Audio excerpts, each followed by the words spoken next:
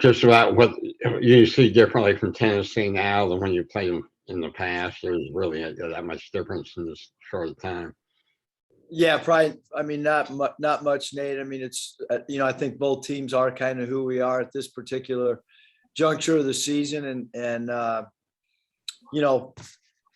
first game doesn't really have any meaning as you carry into the second game. Obviously, Tennessee's played so well at home all year, and haven't lost a home game, so we know the environment we're walking into, and we have this 40 minutes, and then get ready for SEC tournament play. I guess as far as a team with this hot streak, have you ever been associated with one that's gone from one big game to the next and kept the concentration that this team has had? I mean, it's just the uniqueness of how the schedule unfolded this year. Yeah, I mean, everybody we've played for the last, I don't know how long, 8 games, 9, has been a really good team or a ranked team. And I mean, we've done a great job, handling our business, and we'll go to Tennessee and try to play, like we have been, but obviously it's a different environment playing on the road, and they feel very confident in their own building. Thank you. Hey, Eric, how you doing?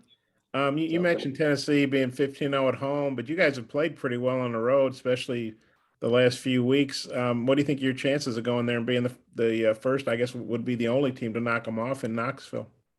Yeah, I mean, they've played great at home, and I think we have proven that we can win on the road. But I mean, it's a team that's ranked high, and it's a team that the numbers say they're really, really good at home, and they're very well coached, and 2 quick guards and Chandler and Ziegler, and Vescovi can't give up threes, and James is playing really well.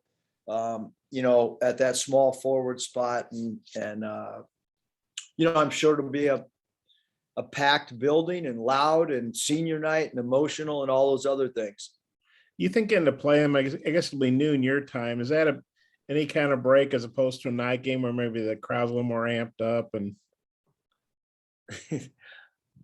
I mean, I don't really like heading to the arena at 10:30 in the morning, but it is what it is. Well, at least it's Easter time. And then you guys, I mean, you obviously need some help from South Carolina to beat Auburn, but you, Tennessee, and Kentucky all have a shot to share the title. Can you remember, of course, I know you haven't been coaching college ball, obviously, as long as you coach pro ball, but do you remember a race like this? And how big a deal if you could beat Tennessee and South Carolina were to upset Auburn, how big a deal would that be? Because Arkansas has only won 2 SEC titles, not 92 and 94, so it's been a really long time. Yeah, I can't remember, Bob, the year, but at Nevada, we played Colorado State at home for the regular season championship. Winner was going to win the conference. So, but obviously all 4 teams that had those buys in, the double buy. I mean, those, all 4 really, really good teams and playing well and playing confident. And,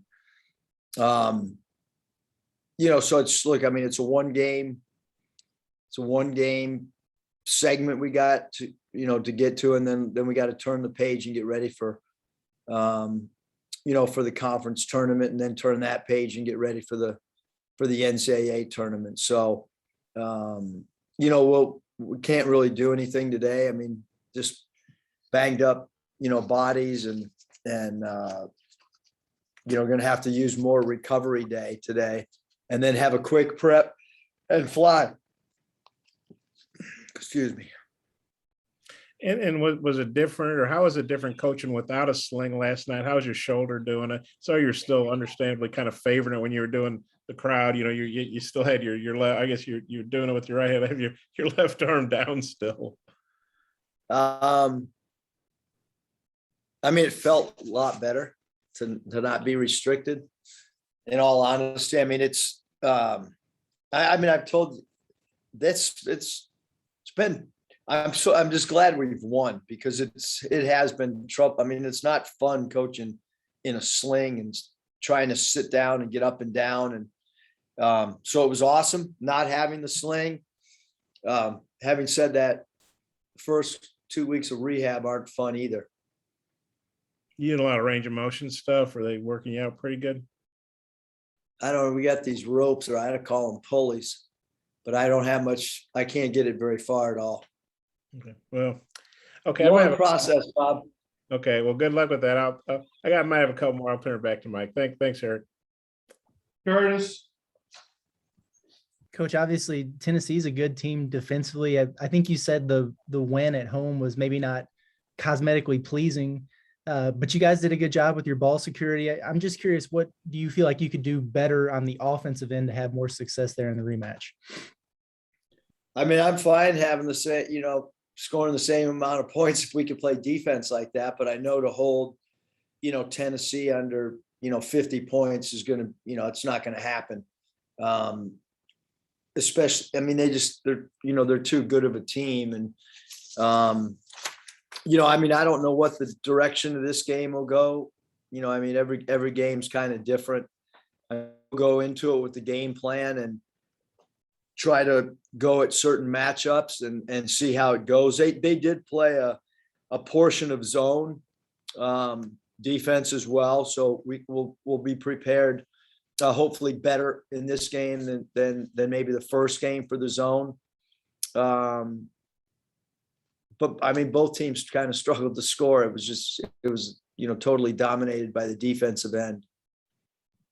And you had mentioned previously Tennessee's backcourt and how good they are at coming up with steals. Some of the drills that you guys did in the lead up to that game, just to put an emphasis on ball security. How important is that going to be in this game, especially in a road environment?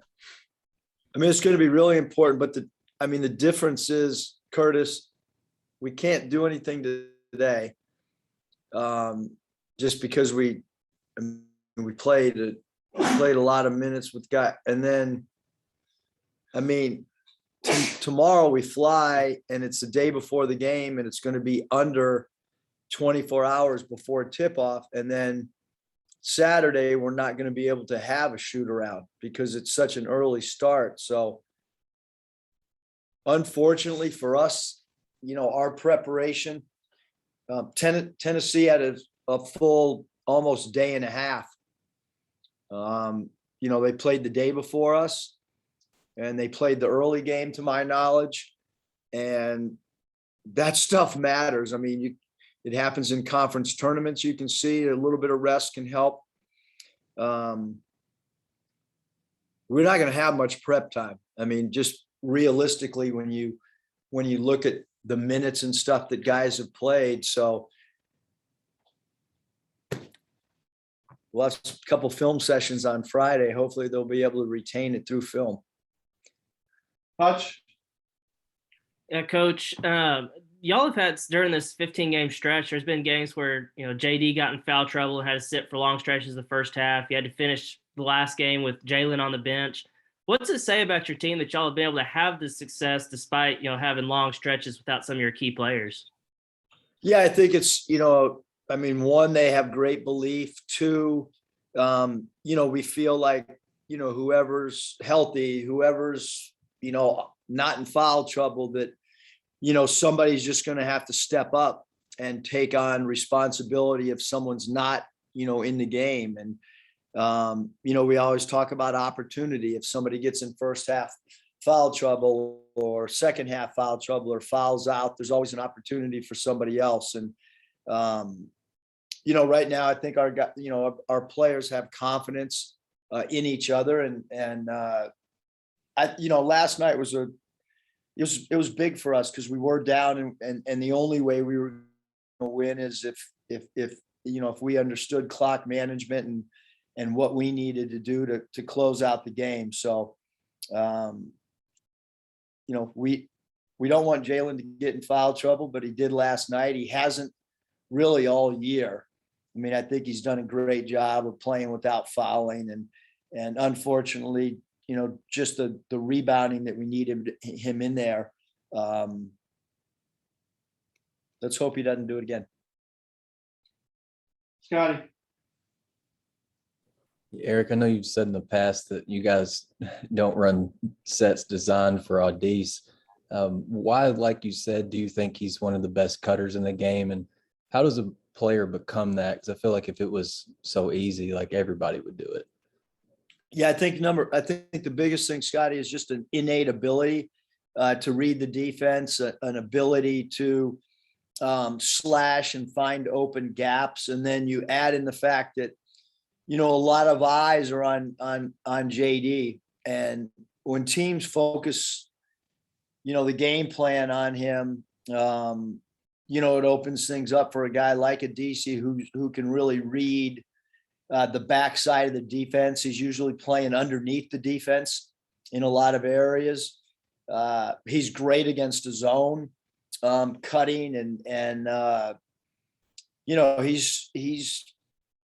that's like everyone's got a gift. Like he has a real gift to offensive rebound and a real gift to be crafty and sneaky around the rim without the ball in his hands.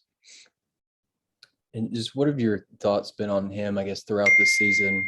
Sorry about that. As a defender, and do you feel like he's kind of been, I don't know, maybe from the outside, maybe a little bit of an underrated part of what you guys have been able to do on that end?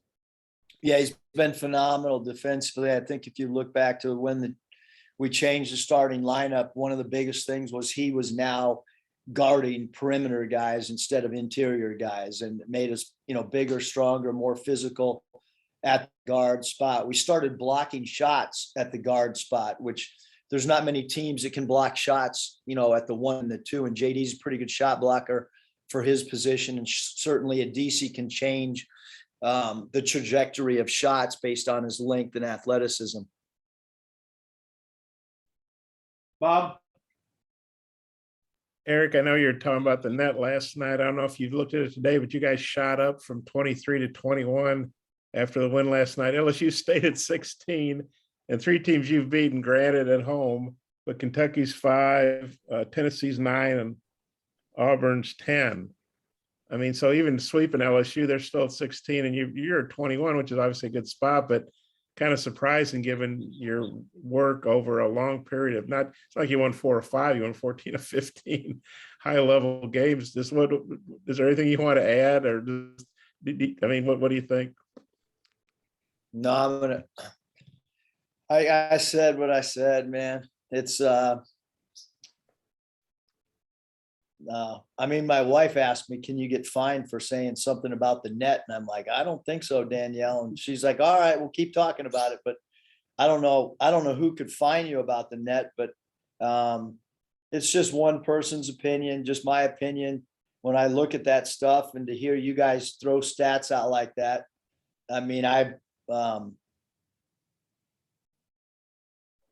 I'm speechless. Okay, well, that's breaking news right there. And then Rick Barnes was not speechless after your game here. He was pretty outspoken. He didn't mention Jalen by name, I don't think, but he talked about being upset with some of the charge block calls. He thought went your all's way. Yeah, I think Jalen got 2 charges on Chandler, but do you have any thoughts on that, or do you think it might get called differently because it'll be Tennessee's home game and Rick Barnes, he's obviously a very well-respected coach, and if he spoke out about it, maybe that'll get in the refs' heads a little bit, or do you have any thoughts on that? No thoughts. Okay, I don't think you can't get fined for that either. I don't think. Let's see. I think I may be out of stuff. Oh, well, you That's of course. No. And I go. You touched on it, but how big an advantage is it that they got to play at Georgia in the 6 o'clock game, and that's a pretty short trip home, and you guys had I think Georgia actually gave them a game, and but you guys had a tough late game, and now you've got to go travel and have an early tip. How big an advantage is that for Tennessee, do you think? There's no excuses, because it happens throughout the course of the season. It could flip the other way too, in our advantage with games. It's just kind of how everything unfolds, but certainly, as you look, it is a big advantage. Again, the preparation, all you have to do is look at the minutes that our guys played last night, and then look that we're traveling, and then there's an hour time change. I mean, you put it all together, I mean, we could play a back-to-back and have more prep time, than this, because we just are not going to have much prep time. And I haven't said that in 3 years. This is the first time that I felt like, we're really going to be crunched with time, because even something as little as a time change, losing, an hour, that affects you as well. But I mean, in the NBA sometimes, or the G League, there's so many scheduling disadvantages that it becomes second nature to you. So there's no excuses at all. It's as a coach, you like to prepare, and there's not going to be much preparation.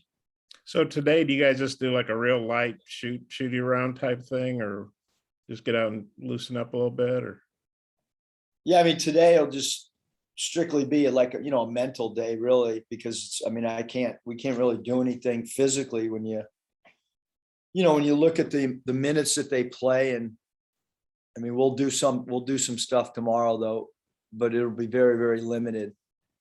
Probably an hour on the floor tomorrow, and today probably just some film work, really. we were talking last night about Walton Arena and the home court. I think I saw this right. I think since you got here, you guys are 46-6 in Fayetteville. I'll double check that, but I saw it on Twitter, so it must be so. But I'm just wondering, what do you think of that? I mean, 40 games over 500. That's pretty good.